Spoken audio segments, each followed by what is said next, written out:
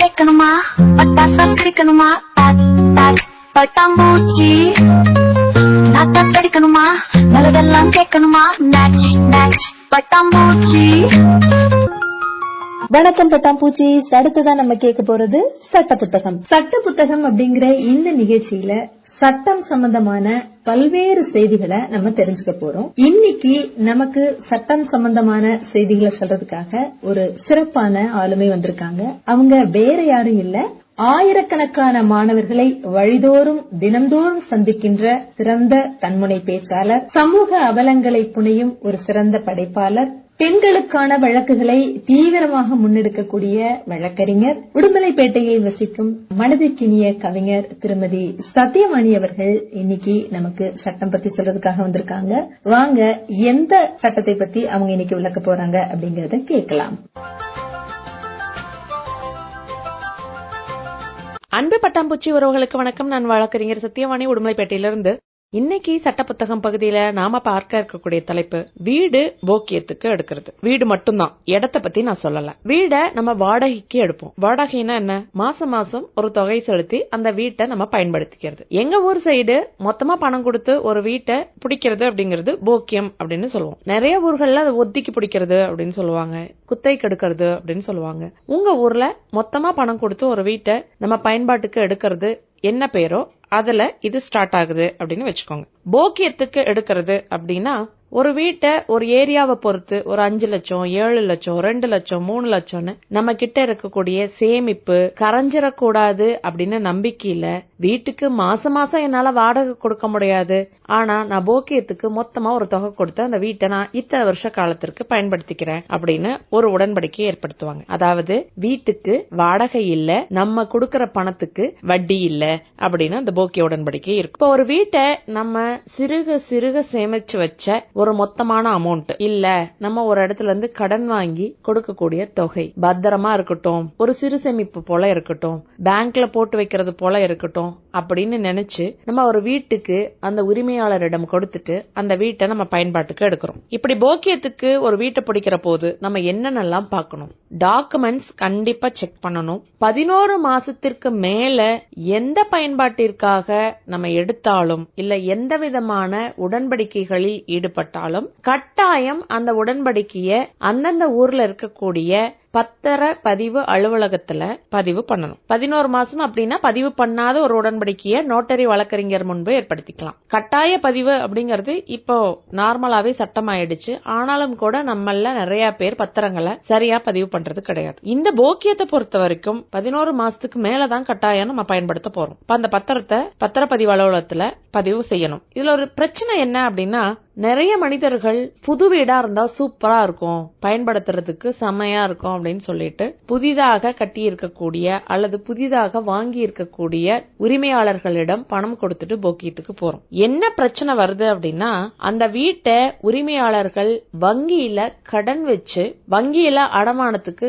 வாங்கியிருப்பாங்க, இல்ல வங்கியில லோன் போட்டு கடன் பேர்ல அந்த வீட்டை வாங்கியிருப்பாங்க. அப்படி வாங்கி இருக்கிற சமயத்துல நம்ம போக்கியத்திற்கு ஒரு தொகை கொடுக்கற போது ஒன்னும் பிரச்சனை இல்ல, அவங்களுக்கு அந்த கடனை திருப்பி செலுத்துகிற அளவு வருமானம் வருது, மாசம் மாசம் அவங்க செலுத்திடுவாங்க அப்படின்னா நம்மளுக்கு பிரச்சனை இல்லை. ஆனா நிறைய நபர்கள் என்ன செய்யறாங்க அப்படின்னா, தன்னுடைய முதல் உழைப்பை போட்டு கடனை வாங்கி அந்த வீட்டை வாங்கக்கூடிய நபர்களுக்கு அந்த கடனை திருப்பி செலுத்துவதற்கான தகுதியே இருக்கிறது இல்லைங்க. நிறைய பேர் சொல்றேன் 50 லட்சம் 70 லட்சம் போட்டு வீட்டை வாங்கிடுவாங்க.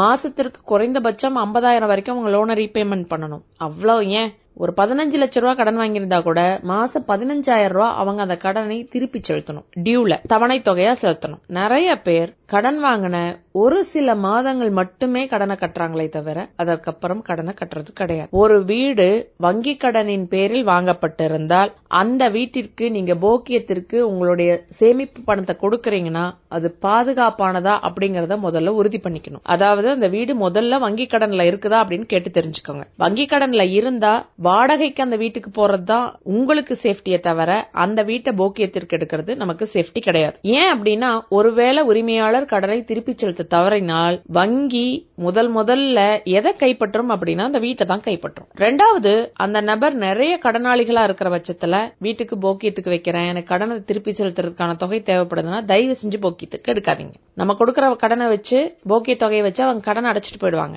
நம்ம அந்த போக்கிய தொகையை திருப்பி கேட்கிற போது, அந்த வீட்டை காலி செஞ்சுட்டு வர்ற போது திருப்பி கொடுப்பதற்கான வசதி வாய்ப்புகள் அவங்க கிட்ட இருக்காது. இப்ப என்ன சொல்லுவாங்கன்னா, நீங்க வேற வீட்டுக்கு போங்க, எனக்கு இந்த வீட்டுக்கு திருப்பியும் போக்கியத்திற்கு யாராவது ஆள் வந்தா அந்த பணத்தை வாங்கி உங்ககிட்ட கொடுக்கறேன்னு சொல்லுவாங்க. அப்படி இருக்கிற சூழல்ல நம்ம கிட்ட சரியான அக்ரிமெண்ட் இருக்காது, சரியான பண வரவு செலவு செய்ய முடியாது, பகச்சுக்கவும் முடியாது, சண்டை போடவும் முடியாது, கம்ப்ளைண்ட் கொடுத்தாலும் நமக்கு தான் கால விரயம். அதனால போக்கியத்திற்கு பயன்படுத்தக்கூடிய வீடுகள்ல மட்டும் போக்கியத்திற்கு உங்களுடைய தொகையை கொடுக்க முடியுமா, அது திருப்பி வரக்கூடிய வாய்ப்புகள் இருக்குதா, அந்த வீட்டின் பேர்ல எந்த விதமான கடனும் இல்லையா அப்படிங்கறத உறுதிப்படுத்திக்கோங்க.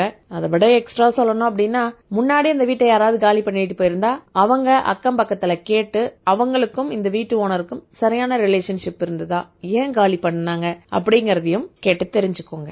எதுவுமே தெரிஞ்சுக்காம தன்னுடைய பணம் ஒரு நபர்கிட்ட கொடுத்தா பத்திரமா இருக்கும் அப்படிங்கிற கண்ணோட்டத்துல ஒரு வீட்டை நம்ம போக்கியத்துக்கு பிடிச்சோம்னா, அந்த நபர் வெளியில கடன்காரங்களாக இருந்தாங்கன்னா உங்க பணம் திரும்பி வர்றதுல கொஞ்சம் சட்ட சிக்கல் இருக்கு. அவ்வளவுதாங்க.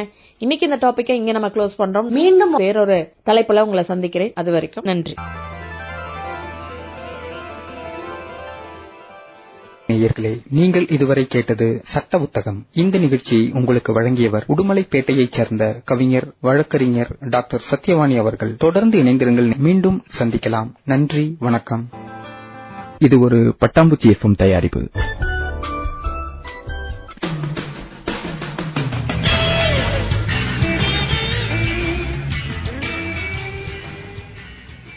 நீங்கள் கேட்டுக்கொண்டிருப்பது பட்டாம்பூச்சி எஃப்எம். இது உங்களை பரவசமாக்கும் எஃப்எம். கேட்டால் சலிக்காது, கேட்க கேட்க திகட்டாது.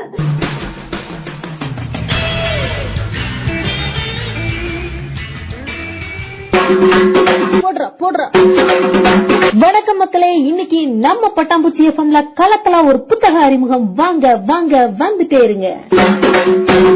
போடுறா வேணுங்கண்ணா, இந்த வாரம் என்ன புக் வந்திருக்குங்க?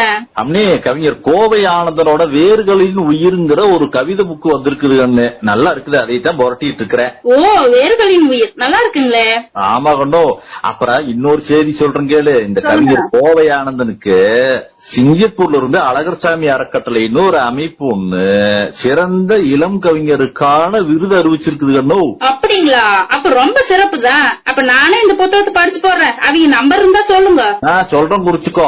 சொல்லுங்க. 90-03-67-70-02 அம்னி. நானும் ஒருக்கா சொல்றேன், சரியான்னு பாத்துக்கோங்க. 9003677002. சரிங்களா? சரிதான். ஆமாங்கோ, இதை கேக்குறவி நீங்களும் எல்லாரும் ஒரு புத்தகத்தை வாங்கி போட்டு தம்பியை கூப்பிட்டு ஒரு வாழ்த்திருங்க. அவ்வளவுதான். போடுறா. வணக்கம் மக்களே, இன்னைக்கு நம்ம பட்டாம்பூச்சி எஃப்எம்ல கலக்கலா ஒரு புத்தக அறிமுகம். வாங்க வாங்க, வந்துட்டே இருங்க. போடுறா.